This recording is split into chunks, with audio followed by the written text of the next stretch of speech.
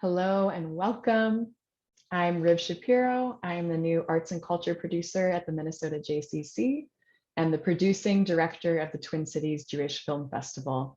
So glad that you've joined us for this live Q&A on Kindertransports to Sweden. It's my pleasure to introduce one of our community sponsors who will be moderating tonight's Q&A with Michael Simonson. Susie Greenberg is Associate Director of Holocaust Education at the Jewish Community Relations Council of Minnesota and the Dakotas. She produces, facilitates, and implements programming relating to the Holocaust. Focusing on our local community, Susie works with Holocaust survivors and their legacies in an active speakers bureau, community trainings, trips to the US Holocaust Memorial Museum, and other Twin City-wide programming, such as the annual Yom HaShoah commemoration, Holocaust Remembrance Day. She is a curator of the Transfer of Memory exhibit, showcasing Minnesota Holocaust survivors and their stories, and brought the exhibit Kindertransport, Rescuing Children on the Brink of War to Minneapolis. I'll pass it off to Susie. Thank you so much. Thank you, Riv. And we are so happy to be here partnering with you to bring this film here tonight. And now it is my great pleasure to introduce Michael Simonson. Michael is a native of the Twin Cities and the director of public outreach, as well as the director of the Robert Ira Louie Reference Services Department of the Leobeck Institute. Michael has been an archivist at the Leobeck Institute for 20 years. He was one of the creators of the exhibit, Kindertransport, Rescuing Children on the Brink of War, currently showing at the American Swedish Institute in Minneapolis. In the course of his work, Michael has worked closely with Kindertransport children and their families and has been very involved in research on Kindertransport history. Thank you for being here with us, Michael. Thank you, Susie. I wanted to thank you and the JCC for inviting me to a discussion of the movie Kindertransport to Sweden by director Yusurin Sengezer. As you mentioned, I'm an archivist at the Leobeck Institute, a role which includes being the director of the Archival Reference Department. And I'll briefly state before we begin, the Leobeck Institute is a library and archive in New York whose mission is the preservation and research of German-speaking Jewish history in Central Europe, from its earliest times up to and through the Nazi period, a little bit after 1945 as well. The Leobeck Institute has a library that contains 80,000 volumes, and we also have 40,000 archival collections, mostly from families that fled Germany and Austria and came to the United States, or stayed and somehow survived in Europe. And we have a lot of material relating to the history of the Kindertransports. And in my own role, I've been very involved. Besides the actual history of it, I've known many of the Kinder children, particularly in my role at Leobeck as a coordinator for the volunteers. And the volunteers were largely children when they left Germany and Austria, and some of them had been on Kindertransport. So thank you, Susie. I wanted to present a short talk before we open up to questions from the audience. And I'll be brief in my comments so we can get some questions. The history of the Kindertransports, since it first came to greater public attention in the late 1980s, I feel it's traditionally been a story told about heroism and courage. And what we learn from books, movies, and programs about it is that various countries rose to the challenge of the Nazi threat, and driven by their humanitarianism to do whatever they could to save Jews, particularly children, they developed these Kindertransport programs. The Nazis didn't want to allow the children to leave, but these various governments, particularly Great Britain, managed to save many thousands. And it was terrible for the children to be separated from their parents, but they overcame this terrible loss by being adopted by loving families in their new homes in whatever country they had been sent to. And as the war progressed, the children were increasingly loved and accepted by these foster families as their own children.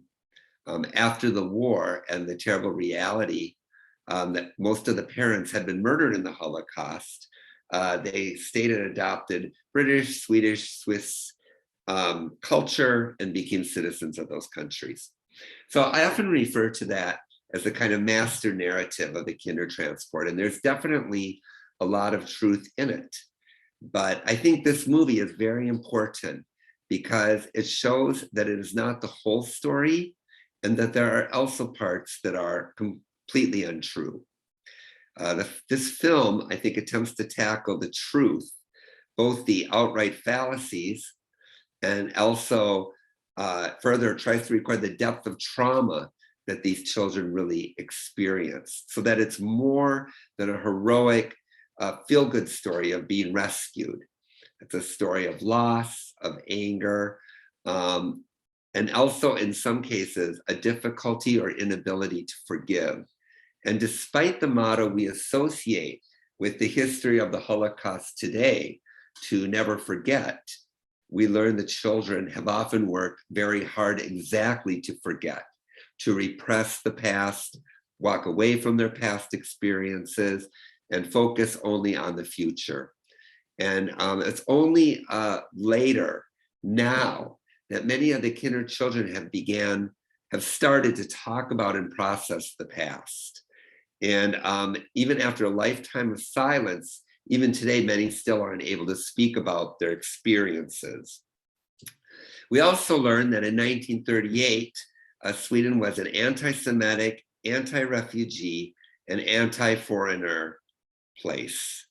And this may sound damning, but I think it's important to remember in this regard, it was no different than anywhere else in Europe, if not really the entire Western world.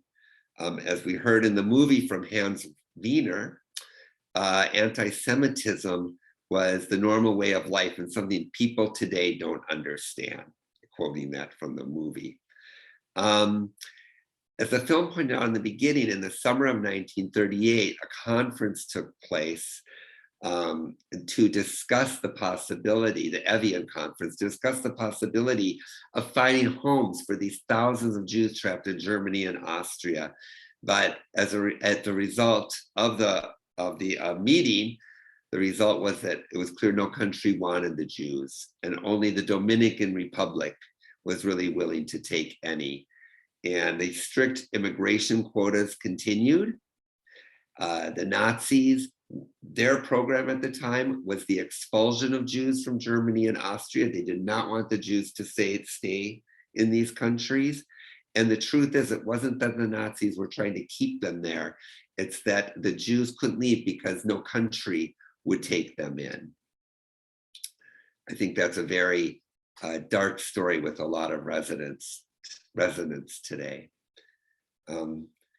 As we see in the film also, which I think is very interesting, the Kinder children struggle with a rubric of identities assigned to them in different times and ways, as Germans and Austrians, as Swedes, as Jews, and as Christians.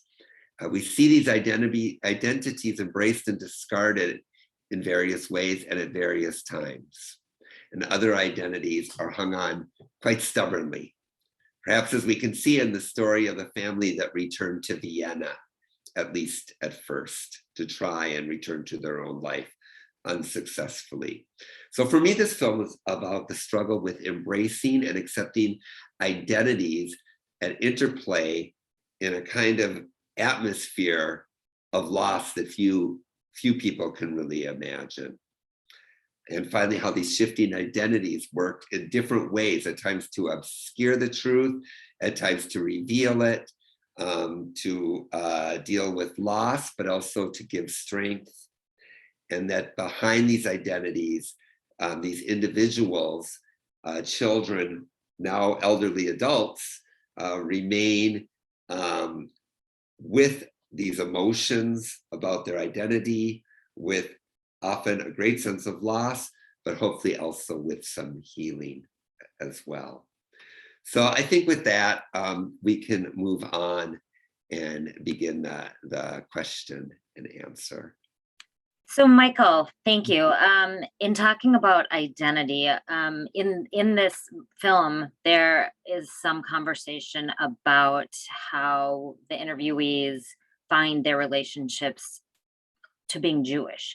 Can you talk a little bit more about that piece of it, their identity as Kindertransport children by being Jewish, please? Yes, I'd be happy to. That's a good question.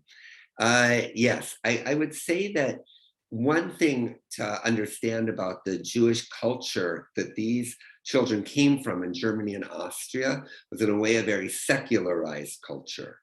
And their parents and the about 2 to 3 generations before them had really embraced a national identity as Germans, as Austrians, for the most part. So they would have thought of themselves in many ways as German and Austrian citizens who happened to be of the Jewish faith. And Judaism was not a defining factor. And as we saw with the one family, Gertrude's family, in fact, they identified as Christians, and many families had converted to Christianity in the preceding generation or two before, often just simply for professional opportunities, because their own faith as Jews was not so important to them. And it was a way to combat an anti-Semitism that still existed, of course, get ahead in life in many ways. So when the children left Germany and Austria on the Kindertransports, they often did not have a strong sense of a Jewish identity. And I think it's interesting to see in this film, I think this is true in other countries as well, that they often were not that embraced anyway by the Jewish communities of the countries where they were sent, for fear that these refugees who spoke a different language and had a different culture would cause anti-Semitism to rise, would reflect badly on the Jewish communities in those countries. I know there's, in the Kindertransport exhibit at the Swedish Institute right now, we have a book, and it's a guide published by the Jewish community of Great Britain, and it's a guide for refugees. And in this book, it says all these things for the new refugees, which would include these Kindertransport children who went to England, saying things like, don't talk German, don't talk too loud, always stand in line, behave, listen to your foster families, et cetera, et cetera, et cetera, with this fear that, they even say it in the book, that, you know, if something goes wrong, if there's negative reactions from something you do, it's going to reflect on us. We're going to be the ones who are in trouble for working to bring you here. So you must behave and not draw attention to yourself. So that said, before I forget, one thing interesting about the film, I mean, there were also Jews in Germany and Austria who were less secularized, so to say, and still came from more Orthodox backgrounds. And it was, it would have been interesting to have one of those children also in the movie, but I can see for other reasons why she chose these 4 children. And I really appreciated the movie. I think she did a great job. But I also know of children who had a very hard time when they went on Kindertransport and were taken in by families, because the families were Christian and wanted these children to be thought of as their own. And so the children have been told by their parents, never forget your Jewish identity. Then they got to these new countries and new homes. And in some cases, they're even literally passed off, even biologically, in some extreme cases, to be sure, as the couple's own children. And that was, of course, very hard for them, because it also meant, A, they were Christians in this weird way, in the perceptions of others, and also they were not remaining loyal to their parents and this promise of keeping their Jewish heritage. Well, on the heels of that, could you possibly speak to the concept that foster families and families that were taking these Jewish children in sometimes could pick the type of child they want? Yes, yes. So there was So there's part of this story is that there were all these children were adopted by foster families and sponsored by them, but this wasn't true because there were families that wanted very specific kinds of children. Many families only wanted younger children that they could kind of raise as their own that hadn't reached puberty. But there are also many people who specified they didn't want children who looked too Jewish or were too Jewish. So it really shows the anti-Semitism that existed culturally. And often these children who were deemed as looking too Jewish, whatever that meant, were not picked up for adoption and spent their years after the Kindertransport living in kind of boarding school situations and more even also boarding home situations and vocational schools or summer camps because of this. So yes, that's sadly a good example of the really an atmosphere soaked in anti-Semitism in Europe of that time. Right. And just to be clear, when we talk about the Kindertransport and the children that came, the range of ages, I know it depended specifically on each Kindertransport, what the criteria were for who could be on that. But can you speak a little bit about the range of ages and? Sure. Yes, and it did depend on what Kindertransport. Everyone was different, was organized, by a wide variety of organizations. So it all had different rules. And so children, sometimes it was generally, let's say, children between the ages of 6 to 16. But okay, having said that, sometimes it was up to 18. Sometimes it was down to even, I know of a testimony where 2-year-olds were taken. I've heard about even infants being taken, though I know less about that. And I think that obviously plays a lot into the questions of identity. As I would say, for example, in the case of Gertrude in the movie and her older brother, obviously he was still very much felt himself Austrian. In fact, even in a strange way, racially German, let's say, and not Jewish. So that he actually was physically violent in the family. And that family also, they all tried to go back to Vienna. But younger children did not really have a memory of an identity as German or Austrian.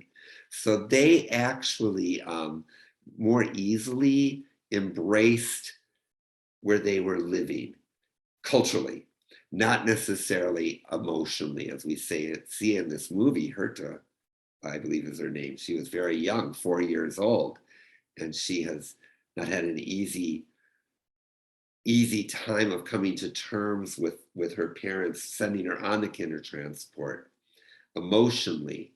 But she also, I don't think she probably thinks of herself as an Austrian. Okay, so that leads into another thought. There was so much trauma for obviously both the parents to make this decision, but also for the children who were in this situation. A lot of emotion was felt around them feeling abandoned.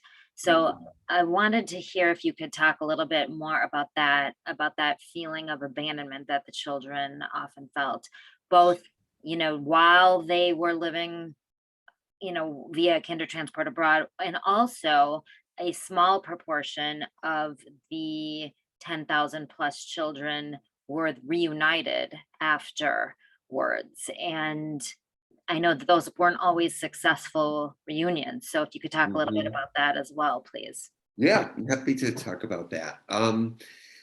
Yes, I think, and it also goes into this idea of this master narrative that if the families all survived, they were reunited and everyone's happy. Of course, this wasn't true because these children had been sent away by their families in 38 and 39. And if the parents had survived, one or both had gotten out or somehow managed to survive as Gertrude's father did in the movie, it would have been interesting to hear about that more in the movie, actually. They came back. They came back into the lives of what they remembered as children at 10, 12 years old. Now these children were 15, 16, 18, whatever. Many of them they'd started university, they had friends, they had become emotionally attached to their foster families. So the reunion was not always a joyous one. And when it was a joyous one in that all these people had survived, but it was not a joyous one in the daily life of them living together. People had to learn again how to navigate around each other. And I think that a woman who is represented in the Kindertransport exhibit, she said it best, Ilsa is her name. And she said she was reunited with her parents after the war. It might have been just her father. But she said, I think it was both, but she said, you can't go back to square one. And that's really true. The past was the past, and those relationships had changed. In that time, both the parents had changed and the children had changed. And so often the relationships afterwards were a little cooler, a little harder to understand. And part of it is this identity thing. Say now a very young child was sent to Sweden and now thought of themselves as a Swede. And here comes their German parents back. And the child now is thinking of their own identity as a completely different person. As an example, they may have since then embraced Judaism much more than they had been taught as children in Germany and Austria. Now that their parents come back who are not interested in that kind of religious attachment. So, and then I think for the other part of the question, I think a lot of it is about the feelings of the parents abandoning them. A lot of that, of course, is that I think it's Freud who said that the time unconscious has no time. And so I think that, that the drama of being separated from your parents, that pain is great. And it expresses itself in many different ways. And I know people who feel that their parents abandoned them by sending them away. I know one case where the younger sister and actually the parents got out later and they were all reunited, but the older sister who was sent out ahead of time still complains to her younger sister about it. Says, you were so lucky mom and dad didn't abandon you. They sent me away. And she'll say, the younger sister will say, well, that's crazy. We all wanted to get out. What you're saying is absolutely crazy. But she still feels that her parents abandoned her. And of course, this also created a very complex relationship later on when they were all adults after the war, all living together in New York. And I know another case too, where a woman who had been on Kindertransport had a baby after the war. And in that moment, she was very mad, giving birth in the hospital and so on, that her mother was not there to help her with this new baby.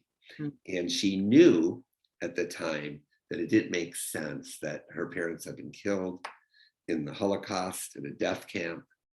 But she said she couldn't help it. In those moments, she was so angry at her mother for abandoning her alone with this child in the world. So even at the time, like I said, she knew it didn't make sense, but I think it's a good example of how this feeling of abandonment does come. But I also think sometimes it's related to a kind of survival guilt.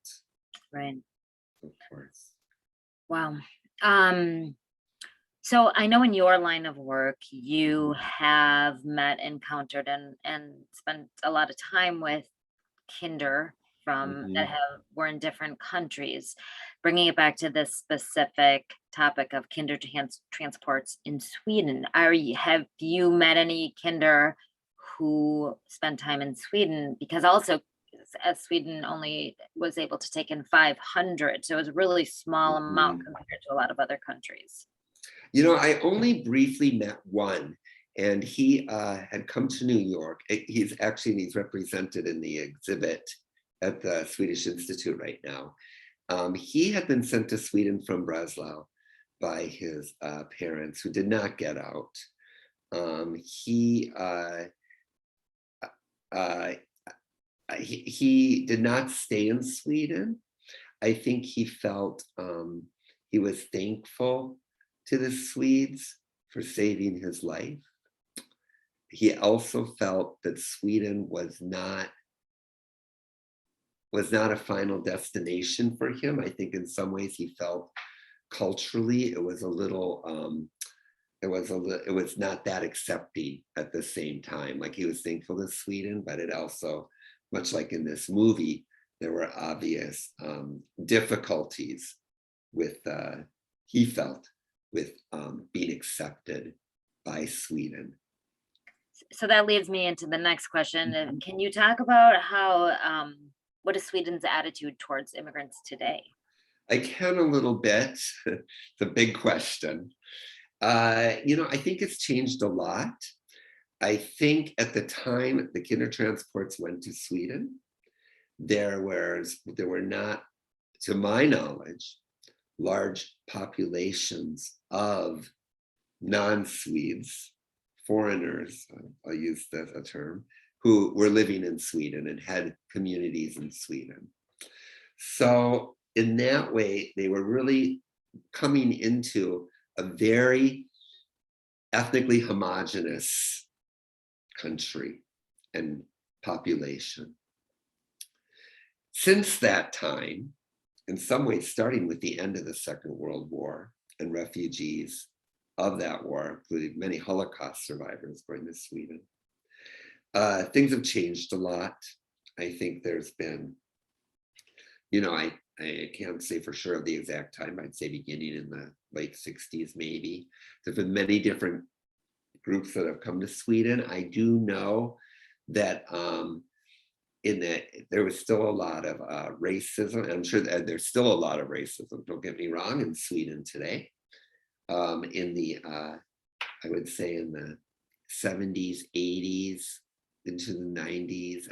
I still think there definitely is, but it also has changed a lot, because now there are really well-established, let's call them, for the sake of this discussion, non-Swedish communities. You see in my conversation on my issues with identity and what it really means, but non-Swedish, large non-Swedish communities, you know, large populations and neighborhoods that where Swedish is not perhaps the main language anymore.